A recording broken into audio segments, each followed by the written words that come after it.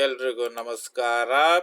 ಕನ್ನಡ ಚಿತ್ರರಂಗದಲ್ಲಿ ಅನೇಕ ಹೊಸ ಮೈಲುಗಳನ್ನು ಸಾಧಿಸಿ ಚಿತ್ರರಂಗಕ್ಕೆ ದೊಡ್ಡ ಅಪಾಯ ಹಾಕಿಕೊಟ್ಟುವಲ್ಲಿ ದ್ವಾರಕೀಶ್ ಕೂಡ ಒಬ್ಬರು. ಅನೇಕ ಹೊಸ ಪ್ರತಿಭೆಗಳಿಗೆ ಅವಕಾಶ ನೀಡಿ ಬೆಳೆಸಿದ್ದಾರೆ. ದ್ವಾರಕೀಶ್ ಅವರ ಆತ್ಮಕ್ಕೆ ಶಾಂತಿ ಸಿಗಲಿ. ಅವರ ಕುಟುಂಬದ ಸದಸ್ಯರು ಹಾಗೂ ಅಭಿಮಾನಿಗಳಿಗೆ ಈಗ ಅಗಲಿಕೆಯ ನೋವು ಭರಿಸುವ ಶಕ್ತಿ ನೀಡಲಿ ಎಂದು ಡಿ.ಕೆ. ಶಿವಕುಮಾರ್ ಮುಖ್ಯಮಂತ್ರಿ ಹೇಳಿದ್ದಾರೆ. ದ್ವಾರಕೀಶ್ ಸಿನಿಮಾ ರಂಗದಲ್ಲಿ ಹೊಸತನ ತಂದವರು. ಕಲೆಗೆ ಸಾಕಷ್ಟು ಕೊಡುಗೆ ಕೊಟ್ಟಿದ್ದಾರೆ. ತಮ್ಮ ಬದುಕಿನಲ್ಲಿ ಏನೇ ಕಷ್ಟ ಇದ್ದರೂ ಜನರನ್ನು ನಗಿಸುವ ಕೆಲಸ ಮಾಡಿದ್ದಾರೆ. ಸಿನಿಮಾ ರಂಗದಲ್ಲಿ ಯಶಸ್ಸು ಸೋಲು ಕಂಡರೂ ಎಂದಿಗೂ ಅವರ ನಂಟಿನಿಂದ ದೂರವಾಗದೆ ಚಿತ್ರರಂಗವನ್ನು ಕಟ್ಟಿ ಬೆಳೆಸಿದ್ದಾರೆ. ಅವರ ಆತ್ಮಕ್ಕೆ ಭಗವಂತ ಶಾಂತಿ ನೀಡಲಿ. ನಾಡಿನ ದಿಗ್ಗಜ ಕಲಾವಿದರೊಂದಿಗೆ ನಟಿಸಿ ಅವರು ಸಿನಿಮಾಗಳನ್ನು ನಿರ್ಮಿಸಿದ ದ್ವಾರಕೀಶ್ ಅವರ ನಿಧನದಿಂದ ಚಿತ್ರರಂಗ ಒಬ್ಬ ಸಾಧಕ ಕಲಾವಿದನನ್ನು ಕಳೆದುಕೊಂಡಿದೆ.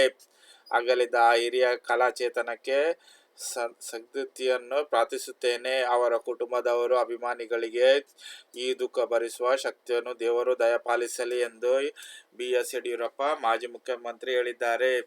ಕನ್ನಡ ಸಿನಿಮಾ ರಂಗದಲ್ಲಿ ಖ್ಯಾತ ನಟ, ನಿರ್ದೇಶಕ ಹಾಗೂ ನಿರ್ಮಾಪಕರಾಗಿ ಗುರುತಿಸಿಕೊಂಡಿರುವ ಹಿರಿಯರಾದ ದ್ವಾರಕೀಶ್ ಅವರು ತಮ್ಮ ಹೆಸರಿನ ಚಿತ್ರ ಬ್ಯಾನರ್ ಅಡಿಯಲ್ಲಿ 400ಕ್ಕೂ ಹೆಚ್ಚು ಸಿನಿಮಾಗಳನ್ನು ನಿರ್ಮಿಸಿದ್ದರು.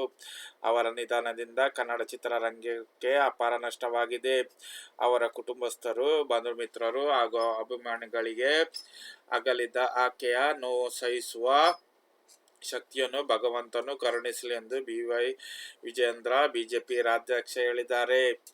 ಹಾಗೂ ಕಲಾವಿದರಾದ ಅಷ್ಟೇ ಅಲ್ಲದ ನಿರ್ಮಾಪಕರಾಗಿ, ನಿರ್ದೇಶಕರಾಗಿ ಕನ್ನಡ ಚಿತ್ರರಂಗಕ್ಕೆ ಅವರು ಸಲ್ಲಿಸುವ ಅನುಪಮ ಸೇವೆ ಆತ್ಮಸ್ಮರಣೀಯ. ವರನಟ ಡಾಕ್ಟರ್ ರಾಜ್ಕುಮಾರ್, ಡಾಕ್ಟರ್ ವಿಷ್ಣುವರ್ಧನ್, ಅಂಬರೀಶ್ರಂತಹ ದಿಗ್ಗಜರ ಜೊತೆ ನಟಿಸಿದ ಅವರು ತಮ್ಮ ಬಹುಮುಖ್ಯ ಪ್ರತಿಭೆಯಿಂದ ಕನ್ನಡ ಸಿನಿಮಾ ಆಸ್ತಿಯಾಗಿದ್ದರು ಎಂದು ಎಚ್. ಡಿ. ಕುಮಾರಸ್ವಾಮಿ ಅವರು ಹೇಳಿದ್ದಾರೆ. ನಿಮಗೆ ಈ ವಿಡಿಯೋ ಇಷ್ಟವಾದರೆ ನನ್ನ ಚಾನಲನ್ನು ಲೈಕ್ ಮಾಡಿ, ಸಬ್ಸ್ಕ್ರೈಬ್ ಮಾಡುವುದನ್ನು ಮರೆಯಬೇಡಿ. ಎಲ್ಲರಿಗೂ ಒಳ್ಳೆಯದಾಗಲಿ ಎಂದು ಪ್ರಾರ್ಥಿಸುತ್ತೇನೆ.